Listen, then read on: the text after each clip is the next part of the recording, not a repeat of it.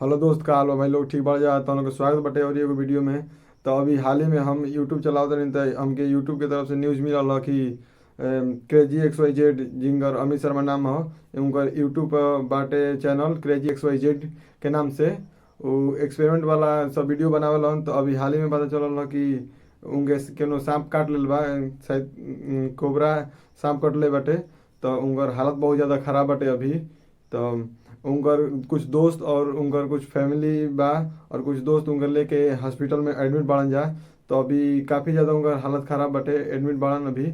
तो बस दोस्त ये दुआ करा जा कि वो जल्दी से जल्दी ठीक होकस और हमहू दुआ करतनी कि वो जल्दी से जल्दी ठीक होकस। भगवान बहुत जल्दी सब कुछ सही कर देस। क्रेजी एक्स वाई जेड के नाम से उनकर जौन चैनल बटे ओपर कम से कम 25 मिलियन सब्सक्राइबर बाड़न। तो बस हम इतने चाहतनी कि जितना भी उनका सब्सक्राइबर बाड़न बस वो लोग दुआ करत जा कि जल्दी से जल्दी अमित भैया ठीक होकस और हम सबके बीच में जल्दी से जल्दी आवस।